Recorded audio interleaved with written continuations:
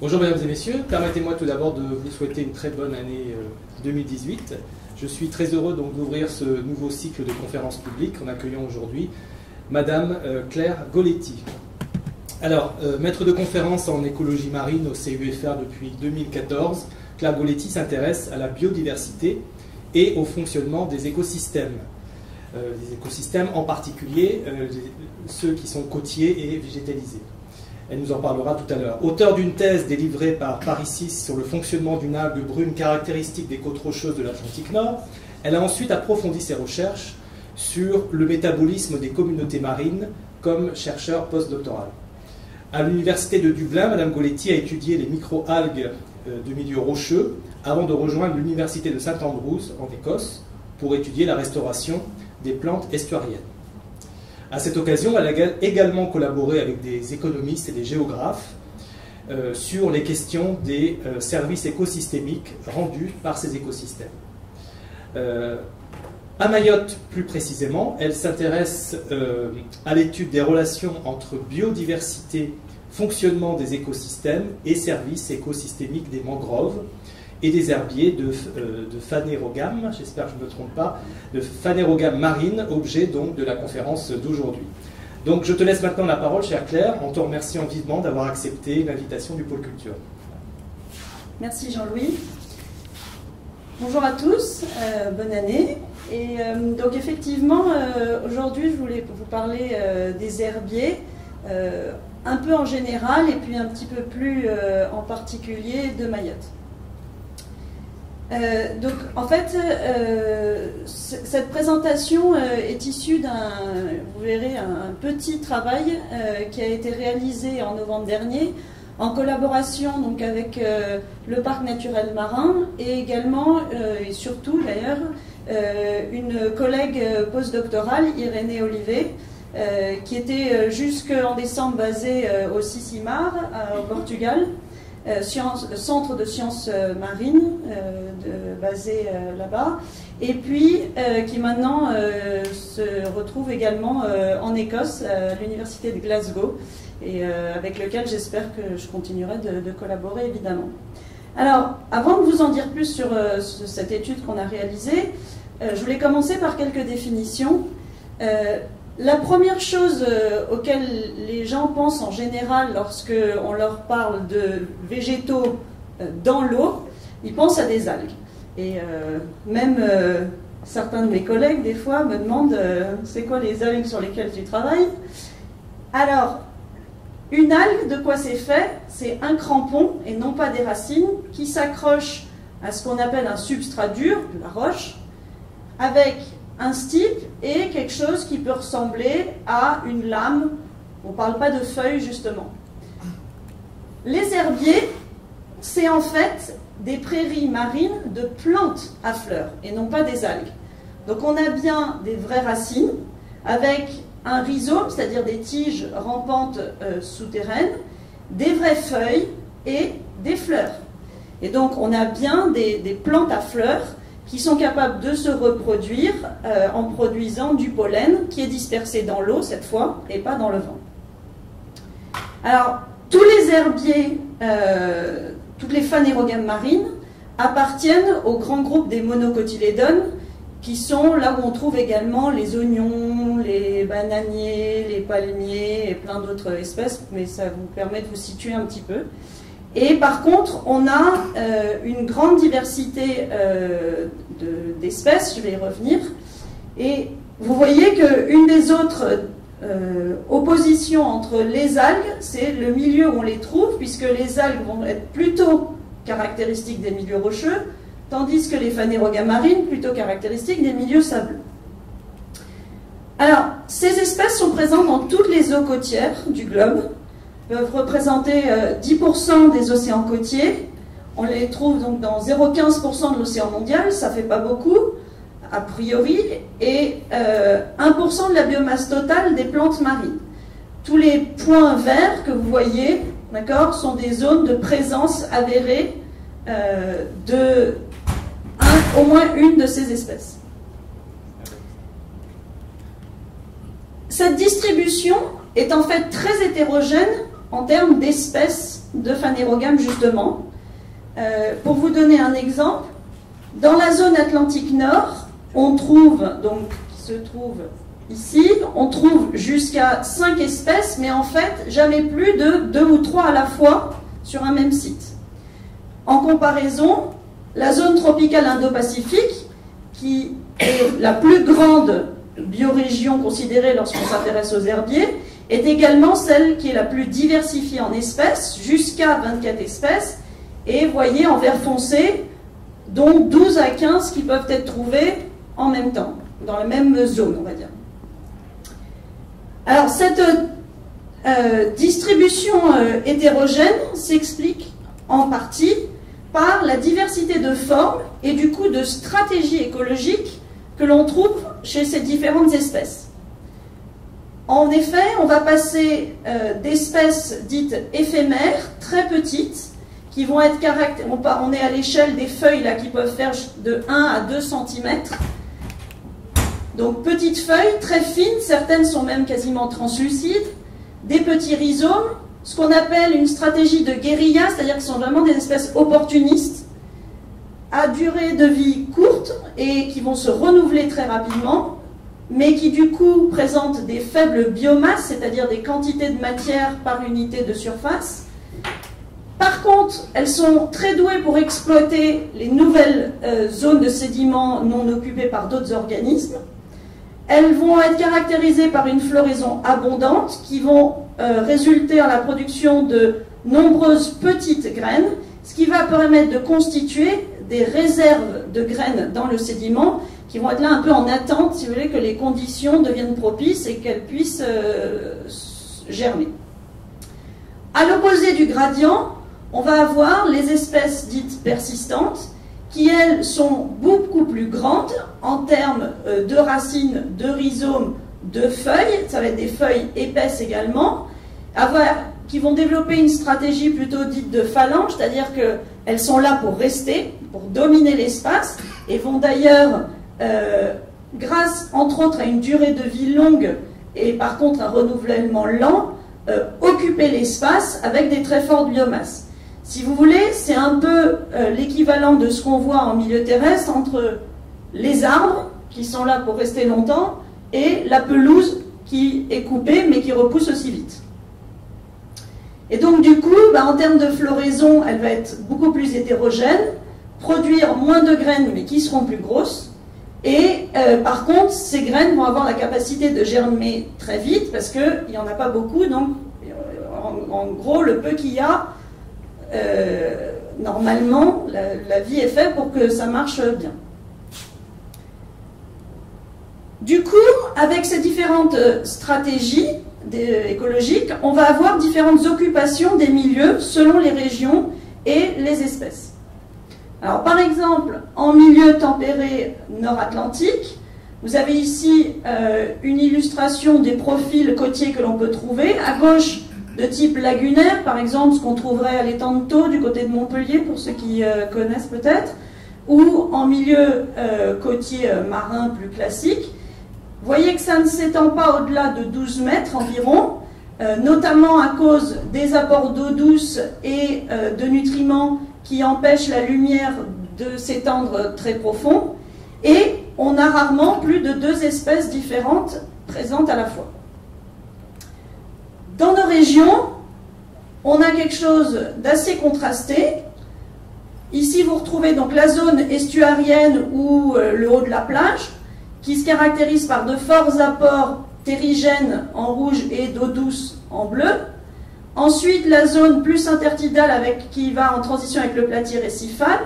Le récif que l'on voit ici, comme si c'était une coupe vue de profil, qui va du coup séparer les espèces qui sont protégées des vagues qui restent bloquées derrière, des autres espèces qui vont être trouvées beaucoup plus en milieu profond. Vous voyez, on peut descendre jusqu'à 70 mètres grâce à la clarté de l'eau. Et vous voyez, donc, on va avoir des espèces opportunistes plutôt dans les milieux profonds, car relativement peu de lumière malgré tout, potentiellement des apports d'eau douce souterraine, de même qu'en milieu très intertidal ou estuarien, où on va avoir, comme je vous ai dit, des apports de sédiments, d'eau douce, par rapport aux espèces qui sont protégées par la barrière de corail. Donc c'est là qu'on va trouver nos espèces persistantes. Alors, une petite illustration en image de ce que ça donne concrètement sur le terrain ici à Mayotte. Pour ce qui est des espèces éphémères, ça c'est une photo qui a été prise près de l'îlot de la baie de Bouéni. Vous voyez, c'est un zoom, on est vraiment assez près. On a une très faible densité, 2 espèces, donc notre petite espèce avec les feuilles qui ont vraiment des formes de feuilles, l'autre plus allongée mais très fine. Ça, comme je vous ai dit, ce sont des feuilles qui font jusqu'à 2, peut-être 3 cm. Et vous voyez que on a la présence de nombreuses algues autour. Donc c'est un milieu très hétérogène et probablement fortement impacté par des apports sédimentaires. Si on va un peu plus profond, que s'éloigne un petit peu plus de la côte, on voit apparaître des espèces un peu plus grandes, ici Cimodocea, d'accord, et vous voyez que là on a des thalles effectivement un peu plus longs et épais. Pour comparaison, la même ici qui est très fine, c'est la même que vous voyez avant sur la première photo. Et sur l'extrême du gradient, si on a de la chance, on trouve ce genre de prairie, vraiment, là, qui porte bien son nom, de thalassodendron. Alors, malheureusement, à Mayotte, a priori, on n'en a plus, ou en tout cas, les derniers relevés n'ont pas retrouvé les prairies qui avaient été relevées précédemment. Et donc, ça, c'est une photo qu'on trouve dans le lagon des Seychelles. Alors, pour aller comprendre un petit peu mieux pourquoi on a ces différences de stratégie, je voudrais rentrer un tout petit peu dans la biologie des espèces et leurs besoins en particulier. Alors c'est un exemple qui se base sur une espèce tempérée, mais en fait c'est valable quelle que soit l'espèce, c'est juste que les valeurs absolues ici de lumière ou de quantité de nutriments vont varier. Quand on a beaucoup de lumière et peu de nutriments, finalement on a un herbier qui n'est pas très dense, car il va être justement limité. En gros, il n'y a pas assez à manger, pas assez d'azote, pas assez de phosphate. Même si les quantités de lumière dans l'eau, je parle toujours dans l'eau, diminuent un petit peu, en augmentant la quantité de nourriture, on arrive à des conditions optimales pour l'herbier. Donc, vous voyez que c'est à la fois plus dense et un herbier plus haut, des feuilles plus longues. Donc la croissance est meilleure. Le problème, c'est que si on continue d'augmenter les quantités de nutriments, qu'est-ce qui va se passer? On va avoir des organismes représentés ici par ces petits zigzags rouges, aussi bien animaux que végétaux, qui ont ce qu'on appelle des épiphytes, donc sur le végétal, qui vont venir se fixer sur les feuilles des phanérogames. Et pourquoi c'est un problème? Alors ça n'est que du point de vue de la phanérogame, c'est-à-dire qu'elle a accès à moins de lumière. En ayant accès à moins de lumière, et ça va changer la capacité de réaliser la photosynthèse, et plus on augmente les nutriments, plus on a d'autres espèces végétales, on retrouve nos macroalgues, d'accord, qui viennent s'installer sur le sédiment, voire du phytoplancton qui va venir en abondance, jusqu'au moment où finalement on aura un milieu qui sera devenu complètement défavorable pour les phanérogames. Pourtant, on a énormément de nourriture, mais on n'a plus du tout assez de lumière disponible. Hein, la même quantité qui arrive dans le ciel, c'est pas ça qui compte, c'est ce qui arrive au niveau des feuilles. Alors, inversement, j'ai envie de dire un peu la même propriété qui fait que les phanérogames sont gênés lorsqu'il n'y a pas assez de lumière. C'est quelque chose qui, entre guillemets, nous intéresse, justement parce qu'elles ont une capacité à filtrer, dans une certaine mesure, on vient de le voir, les nutriments dans la colonne d'eau. Donc si vous imaginez une zone où il y a des herbiers, une zone où il n'y en a pas, pour la même quantité de lumière qui arrive, le fait que les phanérogames soient là, elles pompent les nutriments, donc notre azote, notre phosphate qui est disponible dans l'eau, même si c'est moins vite que les algues, le fait qu'il y en ait beaucoup, elles vont bien le pomper, et du coup, elles vont maintenir une certaine clarté de l'eau. L'autre intérêt de ces plantes, c'est qu'elles vont également, par la présence de leurs feuilles qui est donc dressée dans l'eau, ralentir la vitesse des courants et favoriser la sédimentation des particules terrigènes qui peuvent arriver. Alors que là, vous voyez, on a potentiellement non seulement moins de sédimentation, mais en plus de la remise en suspension. Concrètement, comment ça se traduit sur le terrain? Ces deux photos ont été prises à quelques dizaines de mètres de distance. Ici, vous avez une zone où l'eau est suffisamment claire pour qu'on puisse deviner l'herbier sur cette vue aérienne, tandis que à droite, l'eau est beaucoup plus obscure et on n'arrive pas à deviner ce qui se trouve au fond de l'eau. Ce premier propriété, je ne vais pas tout passer en détail de cette façon-là, c'est ce qu'on appelle un des services écosystémiques qui sont fournis par les herbiers. C'est intéressant, en fait, à partir du moment où ça veut dire que la faune qui y vit, on va venir dessus juste après, n'est pas la même, et ça veut dire que, par exemple, le sédiment est accroché près de la côte, là où se trouvent les herbiers, et non pas plus loin, par exemple, là où se trouve le plateau récifal, le récif corallien. C'est pour ça qu'on appelle les herbiers des espèces ingénieurs de l'écosystème. Alors il existe de nombreuses espèces, marines ou terrestres, qui peuvent être qualifiées d'ingénieurs, mais les espèces ingénieurs d'écosystèmes ont tout en commun le fait de modifier leur environnement par leur activité biologique, par leur présence physique, et du coup de permettre à d'autres espèces de venir s'installer sur la zone, ce qui ne serait pas le cas si elles n'y étaient pas. Alors, sur les herbiers en particulier, on va avoir évidemment nos dugongs, nos tortues qui vont venir se nourrir, mais en fait on a toute une autre série d'organismes, invertébrés ou poissons, qui vont également venir bénéficier des herbiers, alors pour se nourrir un petit peu et pour se cacher ou pour vivre dans le sédiment, comme de nombreux vers.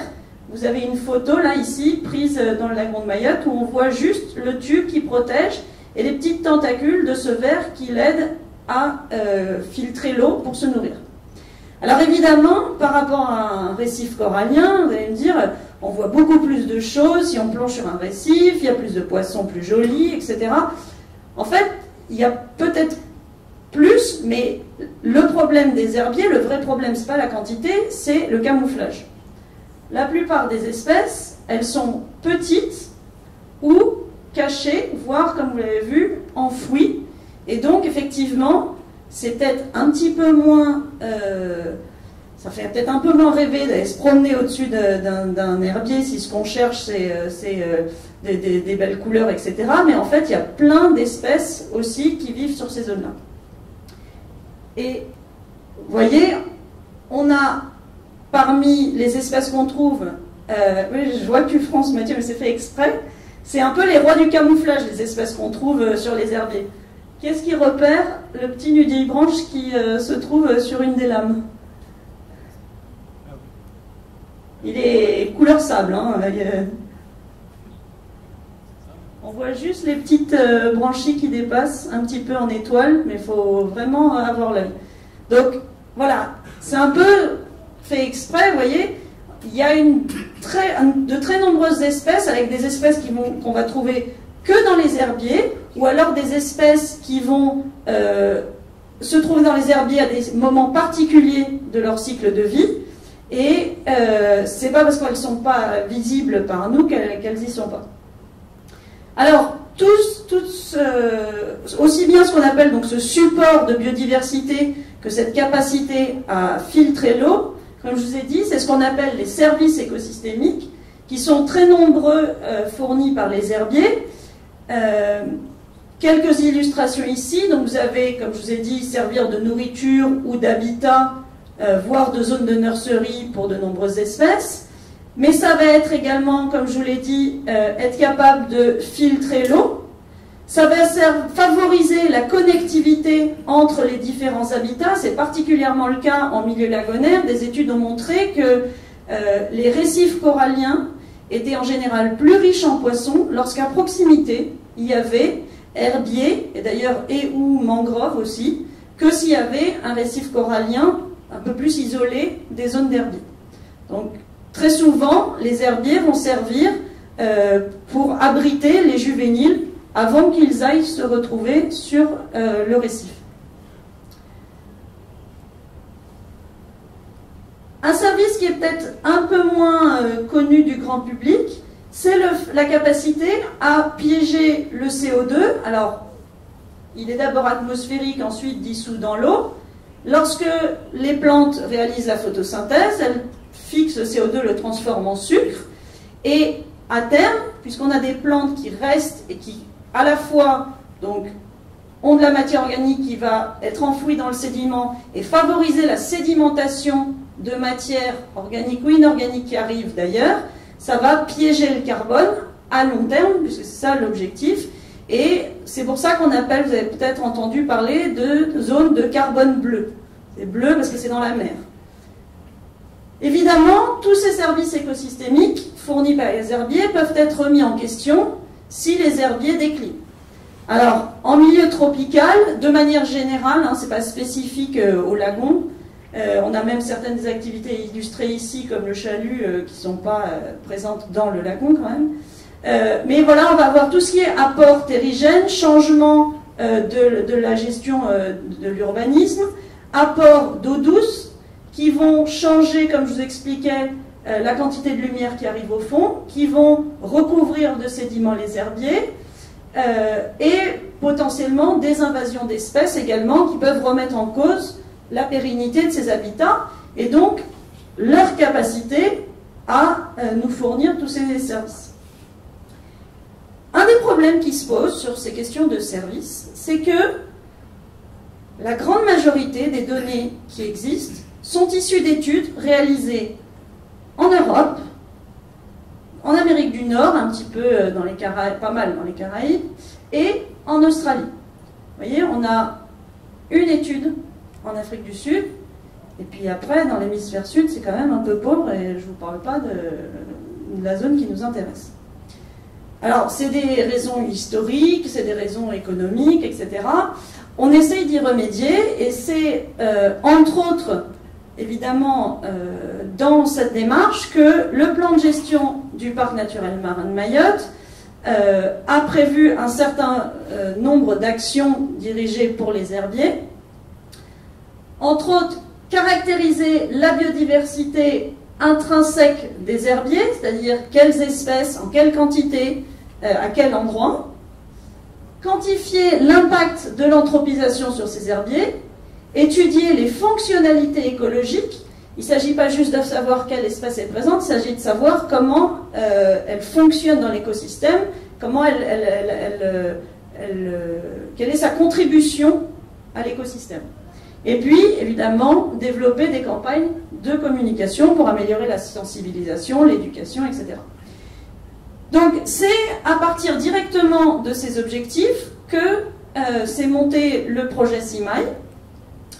Ah oui, non, pardon. Avant d'en venir là, c'est dans ce cadre-là que, en 2014, le parc marin a conduit une très longue étude qui a eu pour but donc de caractériser et d'inventorier la distribution des herbiers intertidaux, réaliser un inventaire et une collection des phanérogames marines présentes dans le lagon, un inventaire ZNIEF-mer qui sont des zones nationales d'intérêt particulier, donc ça veut dire vraiment faire partie des réseaux francophones, enfin nationaux plutôt, cartographier également la superficie des herbiers, ce qui n'est pas une mince affaire, et suivre l'évolution de la distribution des herbiers intertidaux. Alors j'ai extrait juste un petit résultat pour vous montrer. Sur cette carte sont répertoriés donc les endroits où Katia Ballorin et Marine de Desquin ont été réalisés leurs échantillons. C'est 107 transects qui ont été réalisés, avec en vert les zones où on avait présence d'herbiers en 2005 et de nouveau en 2014. En rouge, les zones où il n'y avait aucun herbier les 2 années. Avec en triangle orange les zones où potentiellement l'herbier aurait disparu. Il était présent en 2005, il n'a pas été retrouvé en 2014. Et inversement, ah oui, l'autre est apparu en haut, pardon. En triangle vert, apparition potentielle de l'herbier suite à l'inventaire de 2014. Le rapport contient d'autres informations, quelles sont les espèces qui sont en général dominantes, lesquelles on trouve le plus fréquemment ensemble, etc. Mais sans amoindrir la quantité de travail qui a été réalisée, ça reste une compréhension assez descriptive des herbiers et on n'arrive pas à aller jusqu'à la compréhension du fonctionnement de ces herbiers dans le lagon. Et donc, c'est dans ce cadre-là que le projet SIMAI a été initié. L'idée était d'évaluer donc l'état écologique actuel, au moins de certains herbiers, étudier l'effet de différents forçages naturels et anthropiques sur l'état écologique des herbiers, et, si possible, améliorer l'attractivité des herbiers parmi les habitats lagonaires en réalisant, donc en faisant la promotion, si vous voulez, de ces herbiers. Alors c'est pour ça on a réalisé une campagne de 3 semaines qui a eu lieu en novembre 2017 sur 6 sites répartis donc autour de Mayotte. Vous avez souligné en bleu les sites qui ont été choisis car ils présentent plutôt des pressions faibles à modérées, et en orange les sites qui ont plutôt des pressions modérées à fortes. Et ces sites ont été donc, alors le type de pression c'était issu directement de données de qualité de l'eau, croisé avec donc une cartographie où on savait que les 3 espèces dominantes de l'étude du parc étaient présentes, et des sites où il est reconnu qu'il y aurait un enjeu du gong ou tortue. Donc, afin d'étudier l'état écologique des herbiers sous ces différentes conditions, nous avons réalisé un certain nombre d'échantillonnages et de mesures.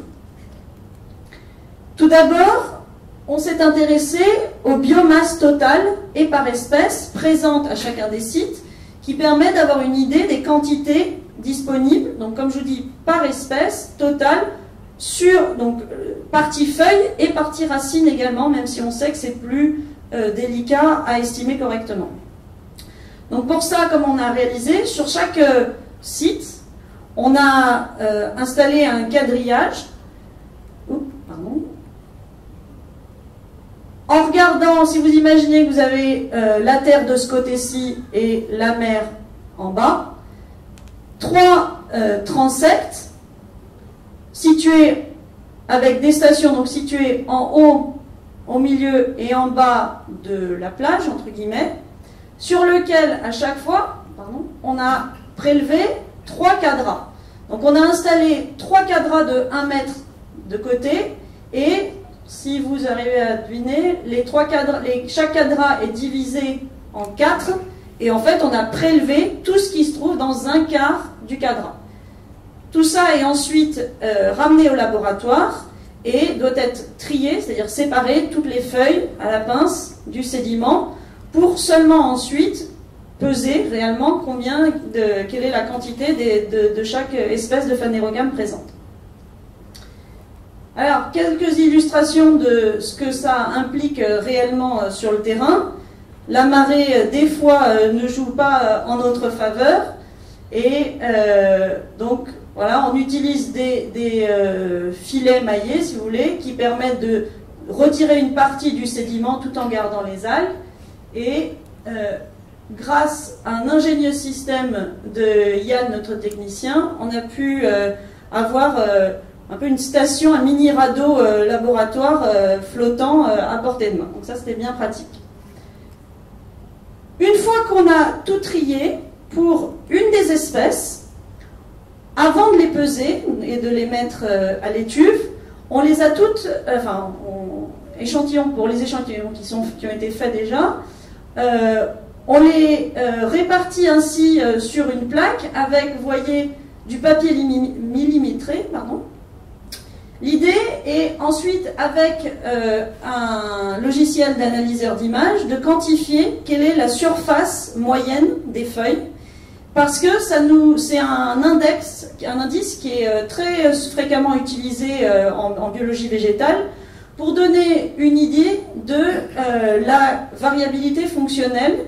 Donc évidemment, l'idée c'est après d'avoir des valeurs moyennes par site, et au sein de chaque site, des valeurs moyennes par station, pour voir est-ce qu'on a des différences en haut de l'estran, en bas de l'estran, à Kaweni par rapport à Nguja, etc.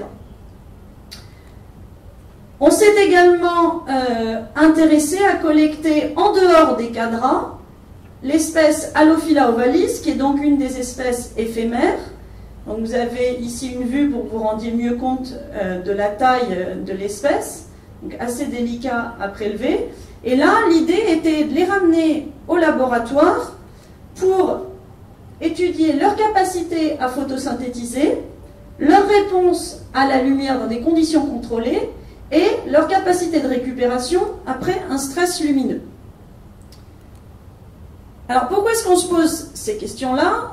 Parmi les échantillons qu'on a trouvés, sur un même site, vous voyez qu'on peut avoir des feuilles dans des états très différents, alors vert, des fois entièrement rouges, des fois où on voit plus que les veines, si vous voulez, et donc, c'était pas la même chose à tous les sites. Ça, c'est pas quelque chose qu'on a trouvé systématiquement sur tous les sites.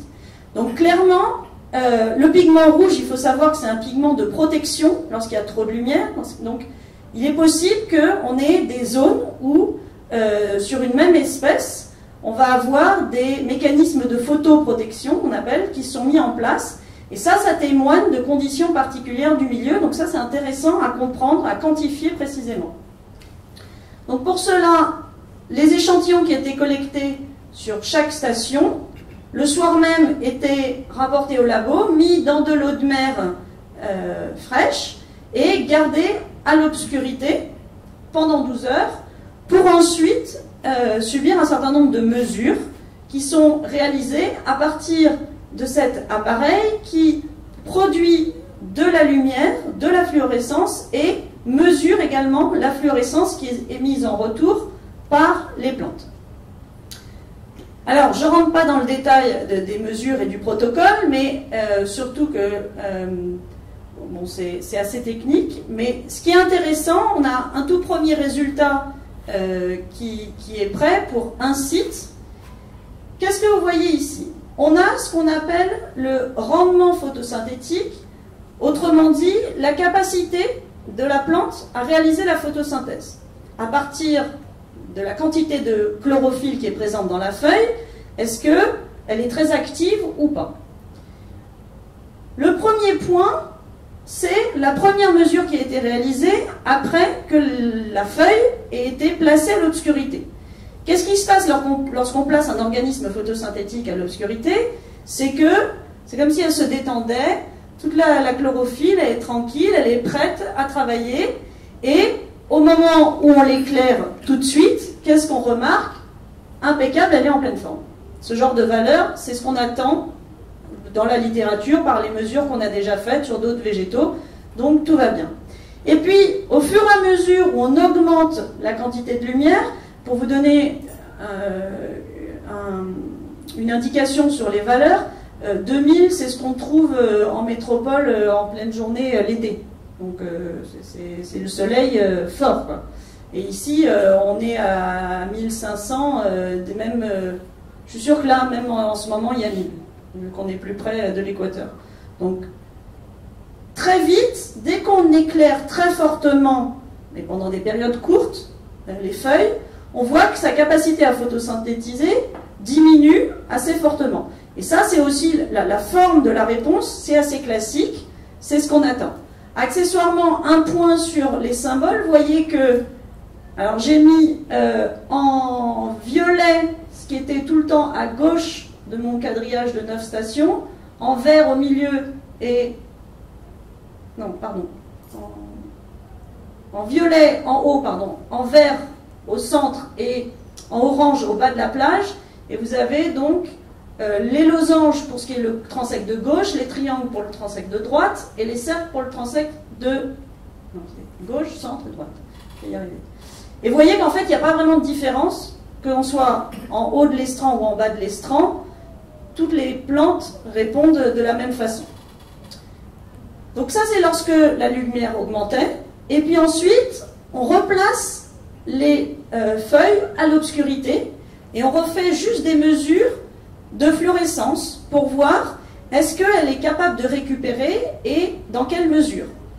Et ce qu'on voit, c'est qu'effectivement, très rapidement, là, vous faites attention, l'axe de l'abscisse a changé, on est dans le temps en minutes.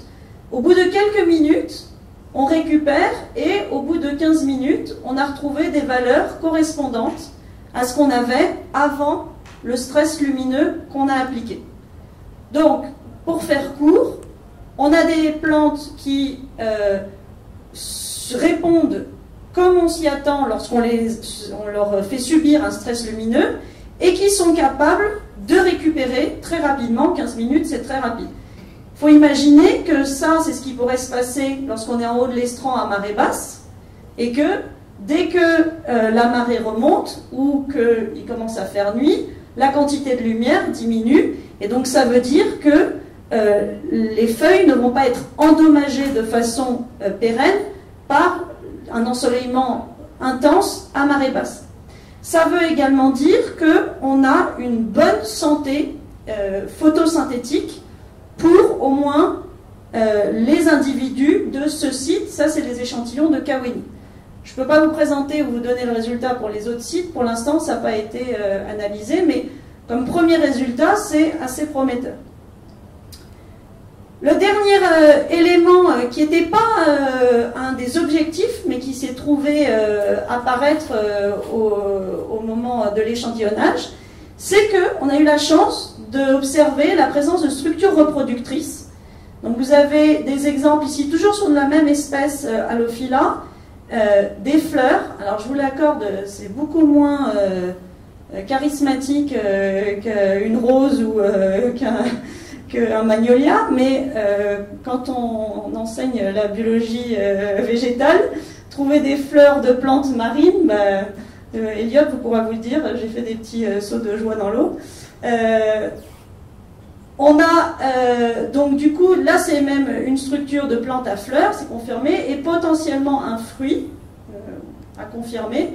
Ce qui est intéressant, c'est de savoir, après regarder en détail, quels étaient précisément les sites où ces fleurs ou fruits étaient présents, en quelle quantité, et du coup, c'est pareil, ça améliore les connaissances qu'on a sur les bons états de santé des herbiers des différents sites. Alors, lorsque toutes les données seront analysées, discutées, synthétisées, etc., évidemment, un des premiers objectifs, c'est que ça fasse avancer les connaissances et la gestion des herbiers au niveau du parc, au-delà de la recherche fondamentale, permettre de contribuer du coup à l'évaluation de l'état de santé des herbiers par les connaissances sur leur état physiologique, mais également en notant la présence de marques de broutage. Il n'y a pas, comme je vous ai dit, que les tortues qui mangent les herbiers, même si c'est peut-être moins important, ça peut paraître moins important en termes de pression. Vous avez une feuille où on voit très bien des marques de broutage de gastéropodes. Lorsqu'on a déjà l'expérience, on sait que tout ça, c'est un petit escargot marin qui est venu brouter la feuille. Donc vous voyez, il n'y a pas besoin d'être gros pour venir manger des feuilles d'herbier. Ce qu'on voudrait aussi, c'est contribuer à l'Atlas international de distribution des herbiers, qui fonctionne via une application. Donc en plus, ça c'est quelque chose qui est accessible par tout le monde. Hein, si ça vous intéresse de plonger sur les herbiers et de noter les sites où vous en trouvez, vous pouvez, c'est très facile de trouver de quoi identifier rapidement les espèces, en tout cas le genre, et on peut du coup après aller rapporter un peu comme le programme Siono pour les mammifères marins, pour ceux qui connaissent, quelle espèce on a trouvé à quel endroit. Évidemment, l'objectif ultime, c'est que cette étude serve de première base pour estimer la contribution des herbiers au service écosystémique du lagon, plus spécifiquement en termes de recyclage de la matière et de séquestration du carbone. Alors, pour terminer, après cette étude, ce que j'espère pouvoir développer comme travail au CUFR, c'est améliorer les connaissances sur la capacité à piéger les sédiments, et ça c'est un travail qui pourrait se faire en plus en collaboration avec les collègues géographes. Améliorer la capacité, les connaissances de la capacité physiologique, qu'elle soit optimale ou en conditions limites de stress, pour comprendre de façon plus précise quand est-ce que même des espèces opportunistes leur présence peut être remise en question par des apports sédimentaires, etc. Améliorer les connaissances de la capacité à séquestrer le carbone et, peut-être de façon plus anecdotique, les connaissances sur la capacité de dispersion de ces espèces. Voilà, je vous remercie.